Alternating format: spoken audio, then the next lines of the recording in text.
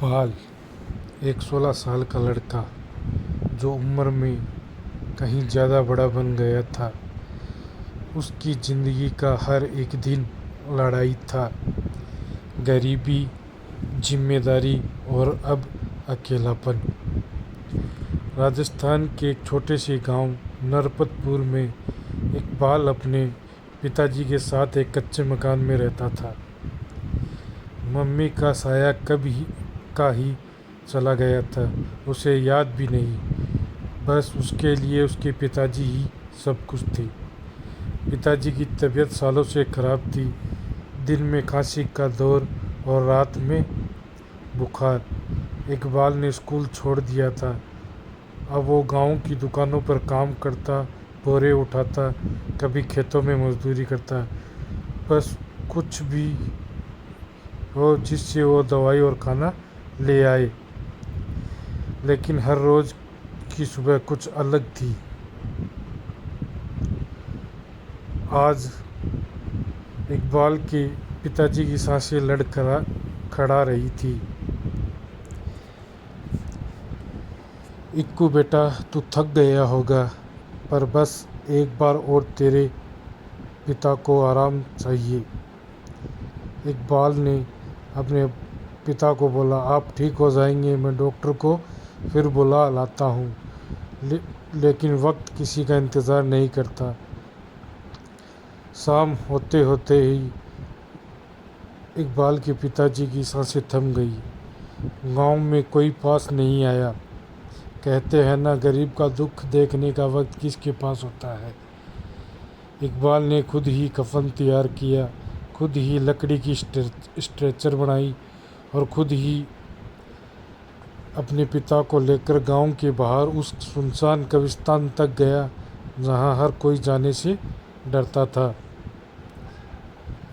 इकबाल कब्र खोदता रहा। दोपहर बीत गई, शाम ढल गई और अब आसमान में बस तारे और चांद थे। जब इकबाल ने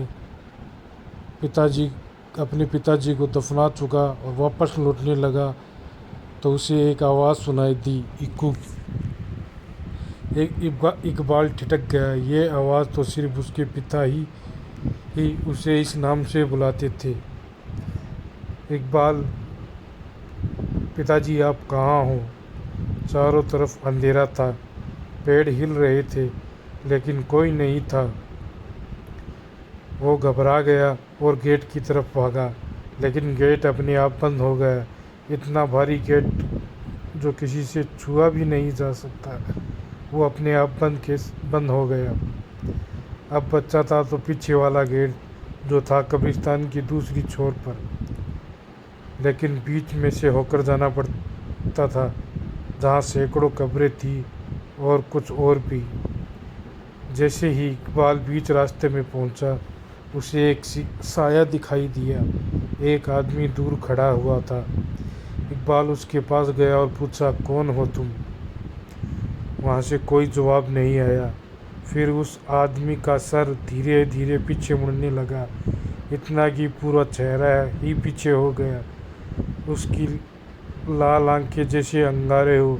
इकबाल ये देखकर चीख पड़ा और दौड़ पड़ा।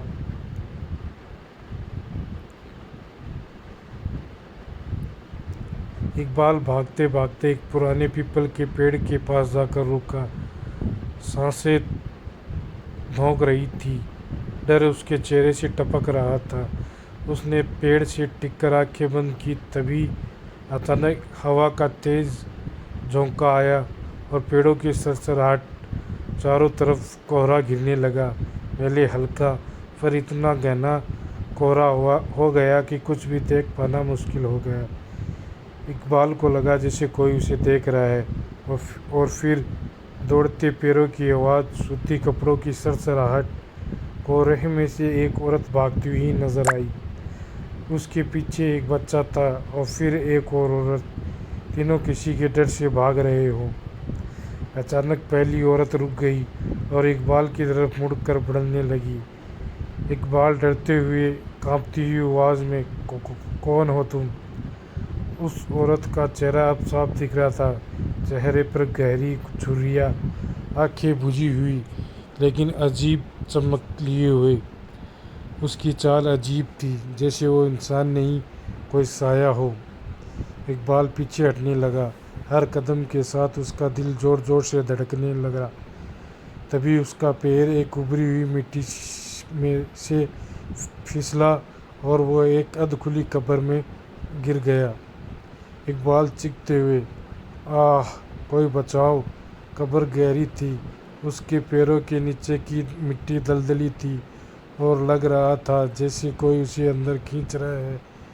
उसने ऊपर देखा तो वही औरत कब्र के किनारे खड़ी हुई थी। उसका चेहरा अब पूरी तरह सड़ चुका था। एक आंख बाहर को निकली हुई थी, बाल बिखरे हुए थे और खून से लथपथ चेहरा था। उसने इकबाल का हाथ पकड़ लिया और नीचे खींचने लगी। इकबाल ने जोर से पुकारा, छोड़ दो मुझे अल्लाह के वास्ते। इकबाल का आधा शरीर मिट्टी में जा चुका था और फिर अचानक किसी ने उसका हाथ पकड़ कर ऊपर की ओर खींचा। उस खिंचाव में एक गर्मी थी, एक अपनापन था। इकबाल ने ऊपर की तरफ देखा। कोई चेहरा तो नहीं दिखा, बस एक धुंधली सी छाया, पर उसकी आवाज़ साफ थी, इक्कू बेटा डर मत, मैं हूँ। इकबाल को यकीन हुआ ये अब उसके पिता की आवाज़ है। उसने फिर से कोशिश की और किसी तरह कब्र से बाहर निकल आया। उसका दिल तेज़ी से धड़क रहा था, लेकिन अब एक अजीब सी शांति भी थी। वो बिना पीछे दौड़ा। कब्रिस्तान के पीछे वाला गेट खुला हुआ था, जैसे किसी ने उसके लिए खोल दिया हो। वो बाहर निकला और सीधा गांव की ओर भागा।